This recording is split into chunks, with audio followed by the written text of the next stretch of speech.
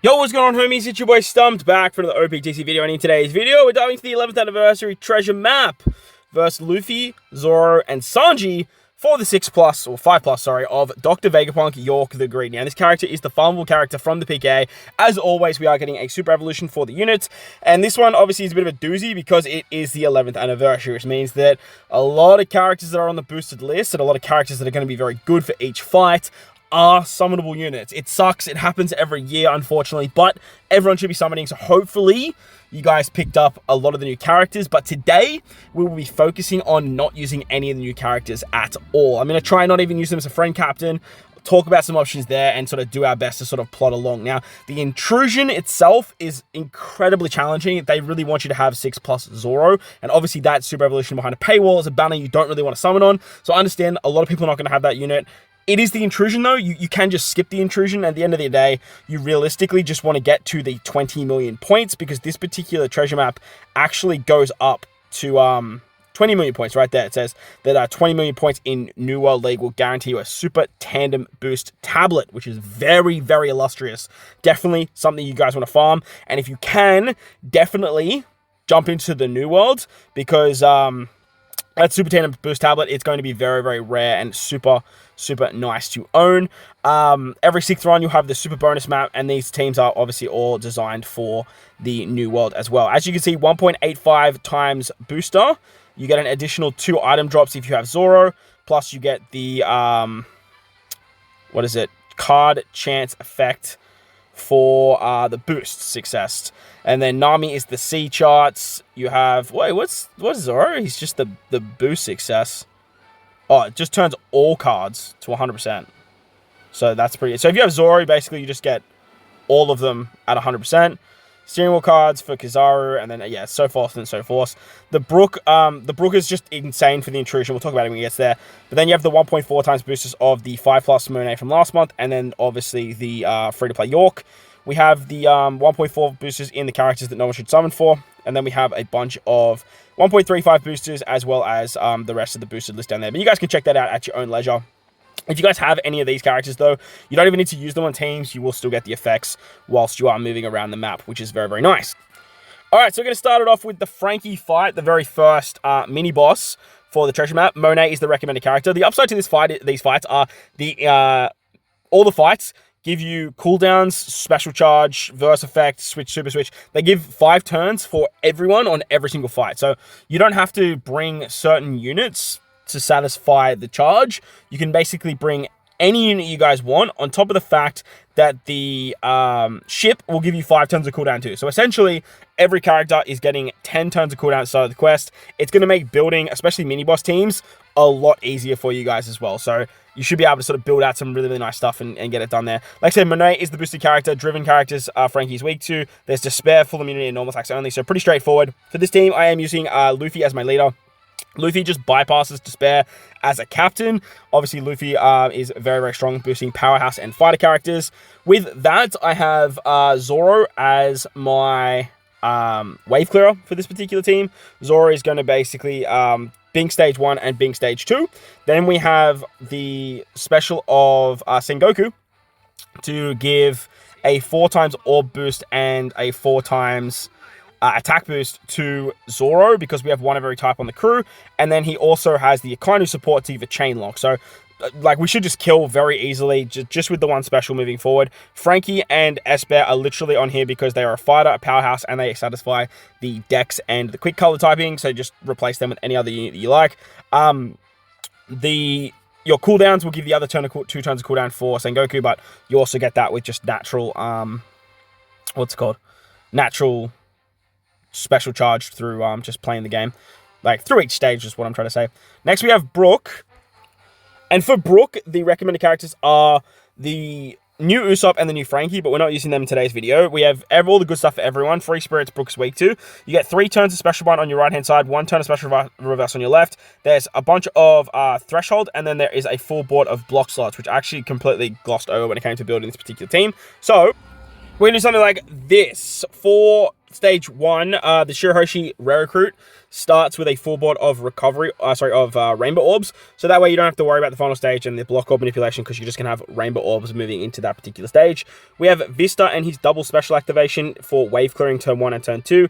Lead Halloween Ace is going to bypass the special bind and the special reverse, so we won't have to worry about that. And then we have Usopp to get around the threshold. Usopp can also give a set target for free spirit and shooter characters, which is really, really nice. Your captain just needs to be shooter, which our captain obviously is, which allows you to get that that nice big buff there. Finally, if you want to use an attack boost, you have Ace's special, you have an orb boost with the Sanji special for side characters, free spirit obviously, and fighter. So Ace is getting the buffs there, and should work out fairly nicely. It's not like the best team in the world, to be honest. I just figured it would be very, very fast, and eventually we're probably going to have to tweak some stuff just to try and use less specials. But right now, that's what I've come up with. Let me know in the comment section below if you guys have anything that's a little bit faster than that. Next, we have the Usopp and Nami fight. Usopp Nami is an int character, and remember, every character gets all the good stuff. The recommended characters are the new Chopper, the new Kuma, and the Sentomaru, which we are not using in today's video. Nami and Usopp are weak to Cerebrals. They give you 5 turns of attack down. They blow away your middle row for 4 turns. You get full immunity except defense down. Top row get bind for 5 turns after sockets. Normal attacks only, and crewmates get fear. So what we're doing is we're running double Shanks. Shanks just bypasses bind on the final stage, so you don't really have to worry about that at all. He's also going to be a color affinity booster when we need it to be. If you're running 2 of them, you can get chain boundary as well. It's going to work out pretty hunky-dory there. To bypass the blowaway, we're going to be utilizing Toki effect on stage 2 on our middle row characters. Basically allows you to just bypass all nasty effects. So the blowaway, it's not going to be a thing, and we just won't have to worry about it, on top of the fact that we get a 3.5 times attack and orb boost for the final stage. The 2 middle characters, I chose 2 cerebral characters. Robin can remove the attack down on the final stage, and because there is no defense down immunity, then we can actually get the conditional buff that Robin provides as well. So she's going to be a conditional booster. She can give us matching orbs as well, and she... and she removes the attack down. We should need a Luffy support on her, so I just threw it in like the free-to-play Luffy. And then we have Brooke for the wave-clearing shenanigans for Stage 1 and Stage 2. The final mini-boss is Robin and Chopper. The recommended characters is 6+, Vivi, Becca, York, and Vegapunk. We want York for the final stage, so we're not using her here. Robin and Chopper are weak to Cerebral, 6 turns of attack down, 8 turns of threshold, and 6 turns of defense up. So for this particular team, you can do 2 different things. For myself, I'm going to wave clear turn 1 with... the Vista Rare Recruit. He's just going to clear the stage, and then with the Mihawk support, you set defense to 0, so you bypass that. Cap Viper allows you to bypass the threshold as well. You get max cooldowns at the start of the quest, so you can use the Cap Viper special on turn 2 to get an orb buff, and then you can use the Izo-Kiku special to wave clear turn 2, and that way you get the carryover orb buff. You then get an attack boost, you have the chain lock, and you're pretty much ready to go there. Finally, I have Zoro and Kaku to remove the attack down. You can pretty much replace Zoro Kaku with anyone that can remove attack down. I just threw them here because they were a slasher. They were a Dex character as well. But the upside to this character too is because you get the 5 turns of Super Swap charge, you can actually swap with them on turn like 2 or turn 1. And then you use their Super Swap to set defense to 0 as well. So I just wanted to highlight that as well. It's another really, really good way to getting around it. But this team should work pretty fast. Obviously, we have Koala there for color affinity as well. But obviously, we might need to improve it once we hit the later levels. Moving on to the final boss fight now. This is where stuff gets very, very spicy. So the recommended characters are Kizaru, Luffy, Zoro, Sanji, and Nami, which can be very challenging if you guys didn't summon all 3 of them. Obviously, you get all the good stuff. On turn 2, your middle row gets special rest for 5 turns, and then you get a good lock. So, like, you have to kind of use someone to roll back those specials. Otherwise, you're not going to get them. 6 turns of damage reduction, and then your top row gets 7 turns of despair after sockets. Level... Stage 3, you're going to get Special Bound, Burn, Normal Attacks Only, Full Immunity, there's a Territory, and then the 6 turns of Paralysis.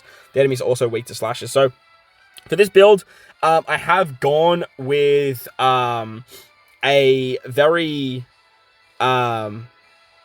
strange one, to be honest. But Kizaru is going to be the best friend captain you guys can bring. However, if you can't find Kizaru friend captains, then you can run double Nami Karina here. It's just not going to be that effective. You're not going to get that many nav levels out of it, but I do understand that like finding friend captains can be challenging, but it's 11th anniversary, so finding Kizaru shouldn't be too hard. But worst case scenario, like I said, you can use double Nami Karina. On turn 2, you're going to get rollback on your middle row characters. The York doesn't really do anything. So, like, she's fine to kind of just sit in this middle slot there and just kind of just look pretty. She's a 1.4 times booster and she's an egghead character. So if you are running Kizaru, she's going to satisfy part of Kizaru's condition. And then the other part of Kizaru's condition is this Monet. However, this Monet also removes 6 turns of despair. So you can use her to remove the despair. With Carrot and Wanda, they're actually immune to special reverse, which is absolutely massive. That ability to just completely avoid special reverse allows you to then use their special. You can use their super swap to get an attack boost for the entire team, and then use their special for an orb boost. So on the final stage, like I said, you'll lose York, but like we don't really care. Carrot and Wanda also giving like 3 turns of cooldown and then 1 turn of cooldown if you have them Limit Break expanded. So you honestly, you could just run like a Mr. 3 support here if you really want to, and then you'll get back that York special. Mr. 3 is available right now to select as one of your characters, so everyone should have Mr. 3. I don't care what people say. 7 turns of despair, so you do need support. I have Whitey Bay or Baccarat and Dice and double, what's his name? Baccarat, Dice, and Mr. Tanaka. That's the options there. And then to remove the damage reduction on stage 2, we have the Vivi Rebecca unit, so that's going to work out nicely. They're also another, what's it called? Another Dex unit, so if you are bringing Kizaru as a captain, Kizaru is actually buffing this entire team besides Nami and Karina. But if you're running double Nami and Karina, like I said, it's not going to be the end of the world. The only problem is once you get to the final stage is you are going to have to deal with the special bind, you're going to have to deal with the burn, and you're going to have to deal with the paralysis. Now that I'm thinking about it, you're probably not going to be able to run double Nami Karina because of the special bind. Totally glossed over the special bind. No, because the paralysis is going to be a problem. Like, if you have 5 more 8 characters, you also get the special bind's going to be the big issue here. So, like, another character that I can think of off the top of my head as another option for a friend captain is just anyone that can sort of just bypass special bind. The treasure map to Shigi is a really good one, but like you could probably use like Luffy Lucci. Luffy Lucci's definitely a shout. They're going to remove it. You have, like I said, Kizaru's going to be your best bet. But Luffy Lucci's probably your next best bet after that. Like I said, I feel like finding Kizaru's is going to be pretty easy. So apologies for the false information there. You can't run. Yeah, you definitely can't run double Nami Karina there. So apologies about that. You're going to need a Kizaru. You could use Onsen Luffy as well, but like Onsen Luffy's, he's gonna struggle a little bit. You'd have to sort of put him in that sort of middle row and then get like a whole bunch of cooldown there. So like that one, or you could run him as a friend captain and then use his super EX there.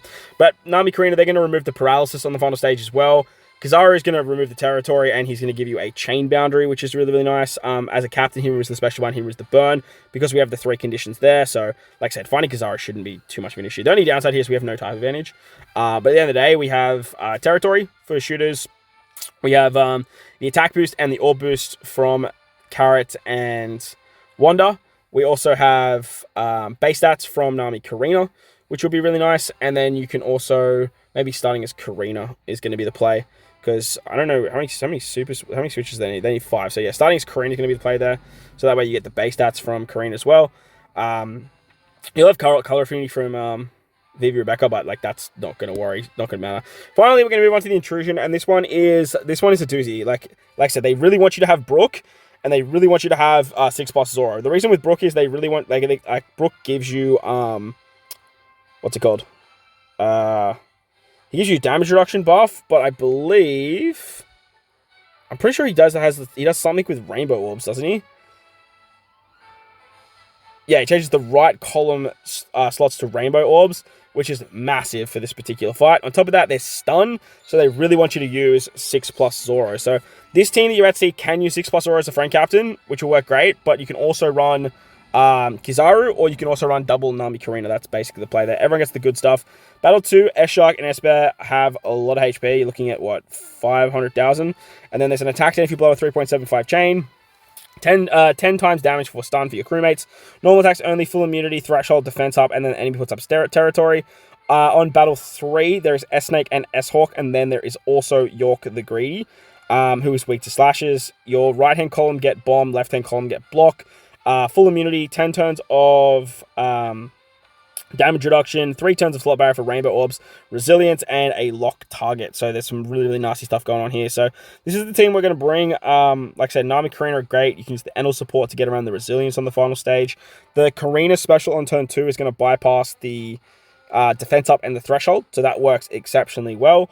And then Kizaru, friend captain, can either remove the territory, can give you a chain boundary, but we also have Zoro and Kaku here to help us out in that regard too. They give you a chain boost and a chain boundary. They're perfect for this particular stage, so you can just get that. But if you are running Kizaru, if you're finding Kizaru as friend captains, you can easily just replace Zoro Kaku with another unit down there, but they do have type advantage too, so that's always a positive. Next, we have the damage reduction removal for 10 turns, which Vivi Rebecca is going to take care of. It's very annoying, but they're a great unit that can take care of that. To get rid of the stun, we have the Rare Recruit Ryuma. Now, if you can find Zoro 6+, he can also take care of the stun. You use his specials as a captain, and then he's going to cut your HP. Ryuma is immune to stun too, so he does the same thing, so that's going to work out fine.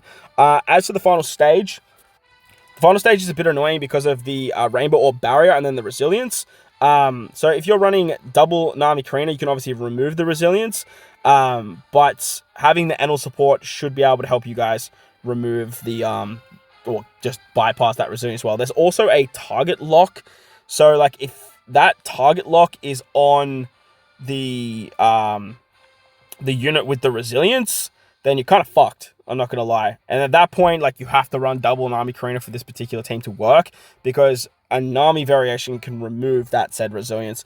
To get the rainbow orbs, we have the Luffy, the Onsen Luffy. He can actually give you a top and bottom row rainbow slots. He also gives you an attack boost or a color affinity boost. You probably get the attack boost because of the carryover of Viva Rebecca if you have them level limit break 5.